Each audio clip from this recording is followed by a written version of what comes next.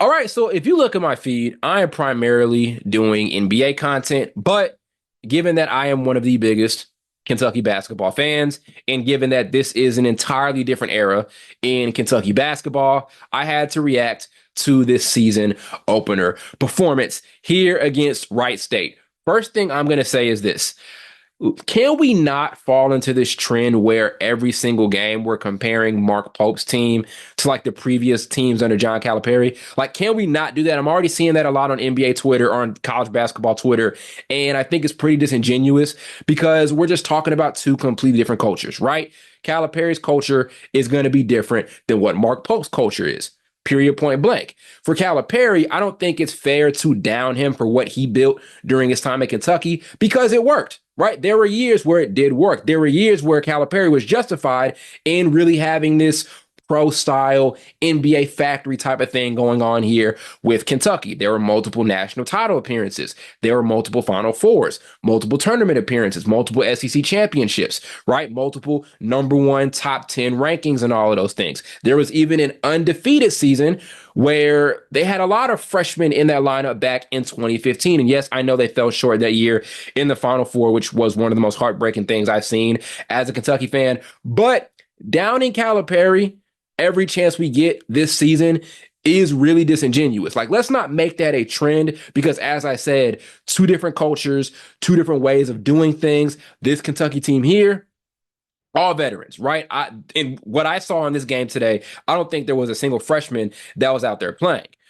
Major contrast to what we were seeing over the last couple of years under Calipari. Let's not use this as an opportunity to down the Calipari era. Yes, during the tail end of it, it could have been better. And there were years where it was ugly, but there were also years where it was great. The peak during the Calipari era was an amazing peak. So let's not take every opportunity we get to down that era with every win Mark Pope gets with this particular group. Let's not do that because now we're just kind of getting to a thing where we're being disingenuous and we're downplaying what was a pretty successful era under John Calipari. And as I said, yes, the tail end of it wasn't as great, but largely it was a very good era of Kentucky basketball. As a Kentucky basketball fan, I can't sit and act like I didn't enjoy the Calipari era because I did. So that's one thing I wanted to say off the bat because I'm already seeing it a ton on Twitter. Over to what I liked about this particular game against Wright State. And again, it's just one game, right? Super early against a relatively weaker team. Wright State isn't like a complete slouch. They had one of the better offenses in their conference just last season. But on the flip side, they were an absolutely horrible defensive team. So it's not crazy competition in the season opener. We're going to see a lot more comp, especially next week when they play Duke in the Champions Classic, which I think is going to be so fun to watch, but still a pretty solid test against a really good offensive team. First thing I loved about Kentucky, the offense. Constant movement, constant motion, really crisp cuts. They're able to do that, and the lane is really open because essentially they are going with a 5-out offense. They can do that, especially with a big man like Amari Williams. You can kind of put at the top of the key and have him act as a playmaking hub, as a big man. He can hit those cutters as they're trying to get to the rim. A lot of guard screening actions as well. Just so much involvement off the ball. You love seeing stuff like that. That's a big change from what we were used to seeing over the last couple of seasons with Kentucky, where there was a little bit more stagnation. And I get it a bit because the guards that you were dealing with and the perimeter guys you were dealing with last year or the last couple of years with Kentucky were very talented. You had to give them the opportunity to shot create, right? Like if we're talking about, I think 2017, you're dealing with De'Aaron Fox, and you're also dealing with Malik Monk in your backcourt. You have to give them the opportunity to shot create because that is their strength. And as we know, Calipari was trying to get these guys to the league, right? So I could get why there was less motion offense during that era. Now you're dealing with a relatively weaker backcourt from an offensive standpoint, and I'm going to talk about that backcourt in a second. So there's going to be a lot more movement. There aren't as many ISO-heavy guys in this roster, and it makes sense. I love the way things are working right now for this team offensively. Like I said, a lot of cuts, guard screening actions, so much movement, and that equals a very successful offensive attack. Love the offense. Guys looked great getting to their spots. Absolutely loved it. Over now to the defense. especially on the perimeter. Very aggressive perimeter defense. The guy I'm most excited to watch this season for Kentucky 100% is Lamont Butler, one of the most solid point guards in college basketball. Very experienced, NCAA playoff experience, has a Final Four appearance as well, made a game winner in a Final Four game. Love what he's bringing to the table here defensively. So aggressive out there. He is one of the most aggressive defensive guards in all of college basketball. Not just him, but also Otega Oweh. He was really good when it came to playing passing lanes. This is just a really aggressive perimeter defense starting with their backcourt. Those guys are doing a great job at staying up, fighting over screens, as I said, playing those passing lanes, speeding the opposing guards up. There were a ton of times in the first half, especially where they were just totally speeding up Wright State's guards and making them very uncomfortable and making them settle for shots or just forcing turnovers. We'll see how translatable that gets as the season progresses. So are you able to speed up Tyrese Proctor next week when you play Duke? Or are you able to speed up Caleb Foster next week when you play Duke? Or going into SEC play, are you going to be able to get away with that against a guy like Mark Sears? That's going to be the thing to watch. But loved how aggressive those guys were guarding the perimeter. A lot of steals in the backcourt. There was even a play that I loved in the second half where Kentucky starts with this full court press. Wright State breaks it. Then we see Lamont Butler just chase down that ball handler after that press gets broken and gets a strip steal and opens up an opportunity in transition for Kentucky. And that's going to be another thing to talk about here, how well they generated those transition looks. This is a team who can run the floor.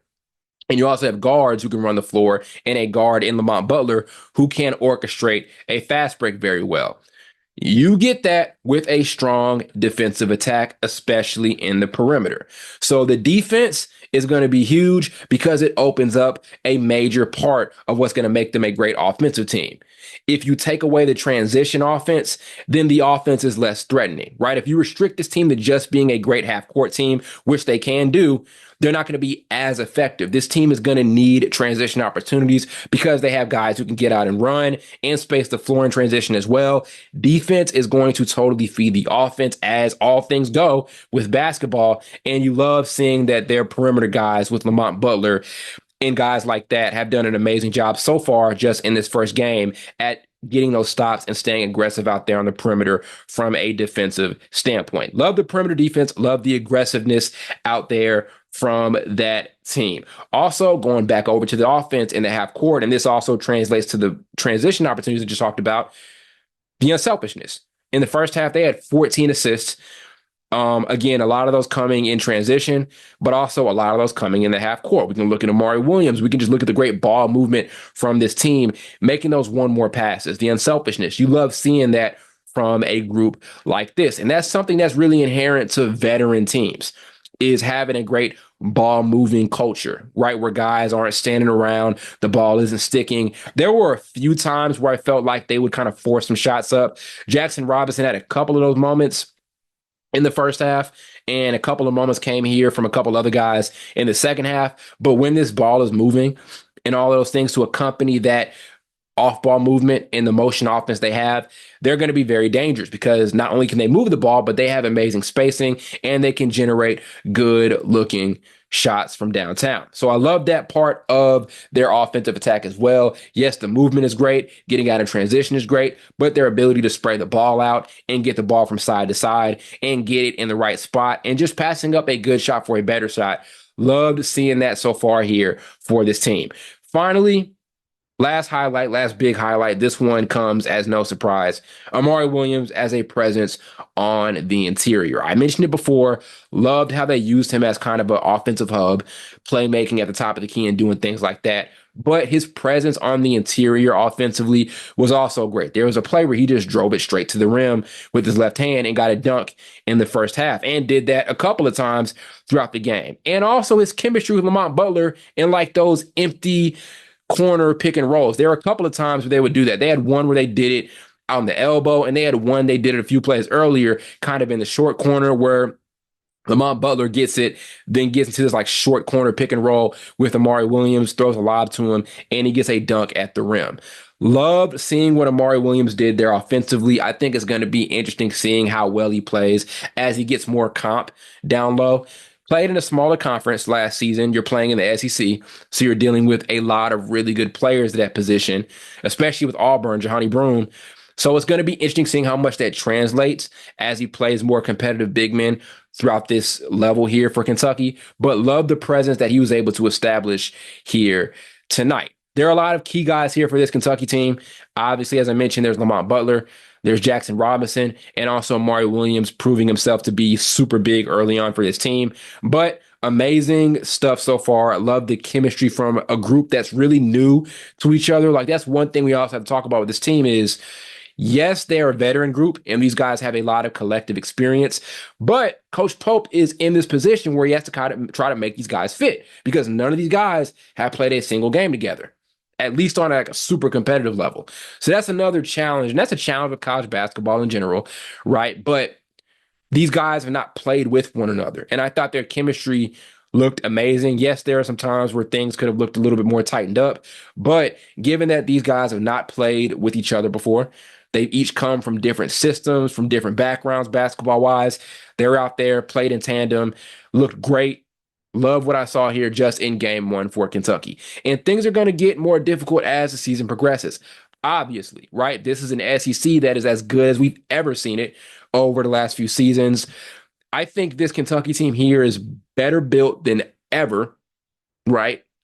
Maybe with the exception of a few years under the Calipari era, but I haven't seen a Kentucky team that, in my opinion, was more built to win a national title than this group. There are some exceptions, right? Like there were some years where they had a lot of really good five-star freshmen, especially in 2015.